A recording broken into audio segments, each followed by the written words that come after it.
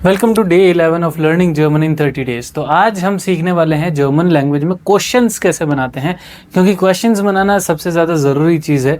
और बिना किसी क्वेश्चन को बनाए आप किसी भी लैंग्वेज में अपने आप को एक्सप्रेस नहीं कर पाओगे। बिकॉज सी जब तक मैं एक सेंटेंस बना रहा हूँ I am able to express myself in a sentence, but अगर क्या पता मुझे किसी को क्वेश्चन करना पड़े, दुकान पे जाके पूछना पड़े दूध है क्या आपके पास, या फिर पूछना पड़े ये चीज़ कितने की है, या फिर किसी से पूछना पड़े यार जर्मनी में गया हूँ मुझे नहीं पता U-Bahn कहाँ पे है, तो पूछना है कि यार U-Bahn कहाँ पे है।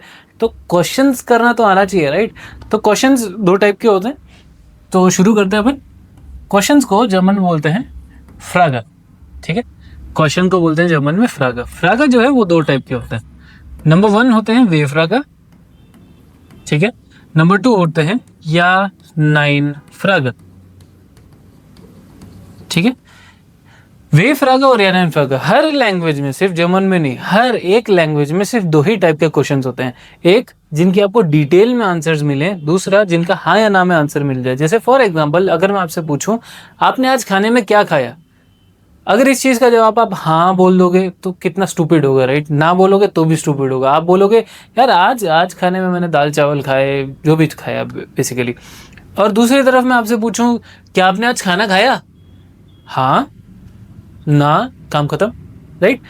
आगे डिटेल देनी है तो आपकी मर्जी, हाँ खाया ना मैंने आज दाल चावल खाया, नहीं आज तो कुछ नहीं खाया, आगे का सेंटेंस हमारी मर्जी है। बट यस नो क्वेश्चन में या ना इन फ्रागा में आप हाँ और ना का जवाब दो और काम खत्म हो जाता है। ऑन दी अदर हैंड वे फ्रागा एक ऐसे क्वेश्चन होते हैं जिनका आंसर हमेशा डिटेल में दिया जाता है।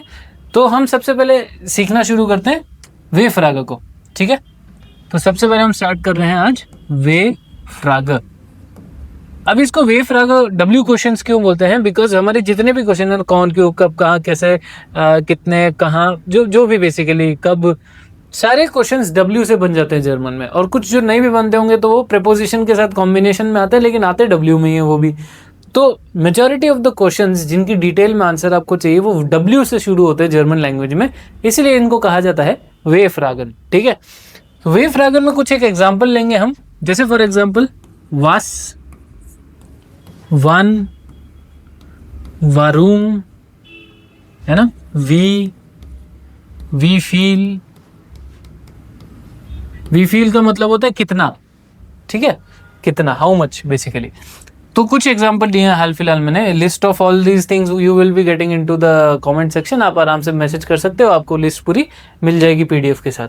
तो अभी हम समझते हैं कि वे फ्रागा होता क्या है और बनता कैसे। फिर जैसे जैसे आप वे फ्रागा सीखते जाओगे कि अच्छा ये वाला भी होता है, ये वाला भी होता है, इम्प्लीमेंट करना है ऐसा ही है। तो वास, वन, वारूम, वी फील, इनके सबसे पहले अपन मतलब देख लेते हैं। वास का मतलब होता है व्हाट, क्या। वान का मतलब होता है कब, व्हेन। वारूम का मतलब होता है क्यों, वाई। वी का मतलब होता है हाउ, कैसे। वी फील का मतलब होता है हाउ मच, कितना, ठीक है। तो ये 5 बेसिक एग्जांपल ले रहे हैं हम वे फ्रागा को समझने के लिए। वास, वन, वारूम, वी फील। अब जब भी कोई वे फ्रागा बनता है तो उसका एक स्ट्रक्चर होता है। ऑफ कोर्स देखो क्वेश्चन बना रहे हो तो एक स्ट्रक्चर वे में क्वेश्चन होगा, राइट। अगर मैं किसी से सवाल कर रहा हूँ, मेरे सवाल करने का तरीका ही स्ट्रक्चर्ड नहीं है तो उसको कैसे समझ में आएगा कि मैंने सवाल करा है या कोई डिटेल दी है या मैं क्या कहना चाह रहा हूँ, राइट। अगर मैं आपसे पूछना चाहूँ खाने में क्या खाया आज, आप समझ गए। अगर स्ट्रक्चर नहीं होता, आज तुमने ऊपर कुछ भी XYZ, स्ट्रक्चर जरूरी है, राइट। तो इसका स्ट्रक्चर होता है वे फ्रागा वर्ड आता है सबसे पहले, जो भी क्वेश्चन हमें पूछना है वो वे फ्रागा आएगा।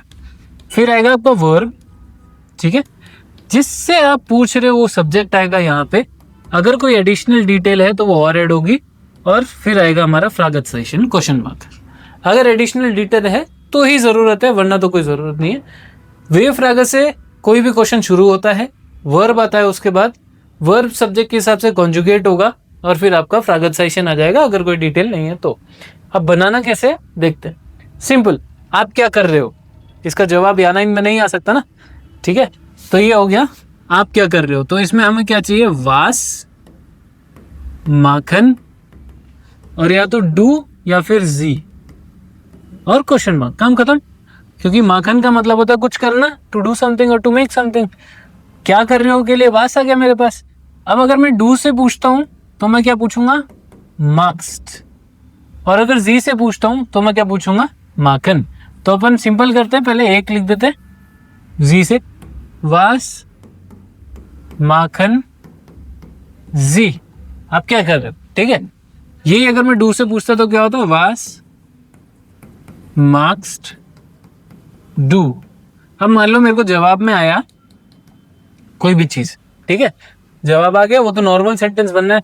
अब जैसे किसी ने बोला यार मैं तो जर्मन पढ़ रहा हूँ, ठीक है, तो इसका जवाब आया इश लर्ना डच, ठीक है। अब नॉर्मल सेंटेंस में तो यही होता है, सब्जेक्ट आता है, वर्ब आता है, और फिर आगे जो भी डिटेल है वो आ जाती है। वर्ब जो है वो सब्जेक्ट के हिसाब से कॉन्जुगेट हो जाता है, वो यूज साहब लर्नन का इश लर्ना कर दिया मैंने। तो इस तरीके से आपके वे फ्रागा बनते हैं। एक और क्वेश्चन बना के देख लेते हैं हम, ठीक है, कि तुम कब आ रहे हो। अगर मुझे पूछना है, मान के चलो कि ये स्टूडेंट्स हैं, आप लोग हो, मुझे आप लोगों से सबसे एक साथ पूछना है कि तुम लोग कब आ रहे हो। तो कब के लिए मेरे पास है वन, आने के लिए वर्ब होती है कॉमन, और तुम सब मेरे लिए क्या हो गए, ईयर। ईयर के साथ कॉमन को कॉन्जुगेट करें तो क्या बनेगा, कॉम्ट, और क्वेश्चन क्या है, वन। तो हमारा क्वेश्चन बनेगा वन कॉम्ट ईयर, कि तुम लोग कब आ रहे हो, ठीक है। इसी की जगह अगर मुझे पूछना है तुम आ कैसे रहे हो, what is the mode of transport for example, ठीक है, मुझे पूछना है अरे कैसे आ रहे हो तुम, तुम्हारे पास तो गाड़ी नहीं थी, तो मेरा क्वेश्चन क्या होगा, हाउ। उसके लिए मेरे पास है वी, तो वी कॉम्ट ईयर। तो वे फ्रैग का सिलेक्शन तो आपके हाथ में है कि आप कैसे उसको पूछना चाह रहे हो, क्या पूछना है, कब पूछना है, क्यों पूछना है, जो भी पूछना है उसके लिए वे फ्रैग रेडी है। जिससे पूछ रहे हो वो आएगा वर्ब के बाद, ठीक है, और जो वर्ब होगी उसका कॉन्जुगेशन इस सब्जेक्ट के हिसाब से ही होगा, ठीक है। ये होता है हमारे वे फ्रैग। और जो या नाइन फ्रैग होते हैं वो बहुत सिंपल तरीके से बन जाते हैं, या नाइन फ्रैग, क्या नाइन फ्रैग। अब बेसिकली हमारा जो वे फ्रैग में स्ट्रक्चर था और जो या नाइन फ्रैग है उसका जो स्ट्रक्चर है उसमें एक ही डिफरेंस है, वे फ्रैग हटा दो, वर्ब से स्टार्ट होगा, जिससे पूछ रहे हो वो सब्जेक्ट आएगा, आगे कोई एडिशनल इंफॉर्मेशन है तो आ जाएगी, वरना क्वेश्चन मार्क, राइट। जैसे फॉर एग्जांपल वे फ्रैग का क्या था, हम क्या लिख रहे थे, वे फ्रैग प्लस वर्ब प्लस सुब्जेक्ट प्लस कुछ और है तो वो, वरना फ्रैगेटाइजेशन। इसका फॉर्मेट होता है वर्ब प्लस सुब्जेक्ट और फ्रैगेटाइजेशन, और ऐसे हो जाता है आपका वे फ्रैग। जैसे फॉर एग्जांपल मुझे किसी से पूछना है अरे तुम होमवर्क कर रहे हो, जवाब क्या होगा, हाँ ना। होमवर्क करना, मार्क्स do the house of Gaba, क्या तुम होमवर्क कर रहे हो। तो ये क्या तुम, एक तो पहली बात, एक अभी से आपको बता देता हूं, अगर आप हिंदी से रिलेट करके जर्मन पढ़ रहे हो तो कोशिश करना कि आप डाइवर्ट ना हो, क्योंकि हिंदी में ये जो या नाइन फ्रैग है वो ऐसे होगा, क्या तुम होमवर्क कर रहे हो। तुम क्या करोगे, तुम पहली बार जर्मन पढ़ रहे हो, तुम उसको वर्ड टू वर्ड ट्रांसलेट करोगे कि क्या तो सर ने बताया था वास होता है ना, और फिर तुम होमवर्क करना, इन सबको ट्रांसलेट करने लग जाओगे। लेकिन जरूरी क्या है, कॉन्टेक्स्ट समझना। कॉन्टेक्स्ट में ये समझो कि हम या नाइन फ्रैग कर रहे हैं तो डब्ल्यू तो आने के चांसेस ही नहीं है, राइट। तो अब जब आपको पूछना हो क्या तुम होमवर्क कर रहे हो, तो क्या हटा देना उसमें से, वो हिंदी में आता है। यहाँ क्या होगा, होमवर्क करना, कौन कर रहा है वो, और क्या कर रहा है, होमवर्क, बस सिंपल खत्म।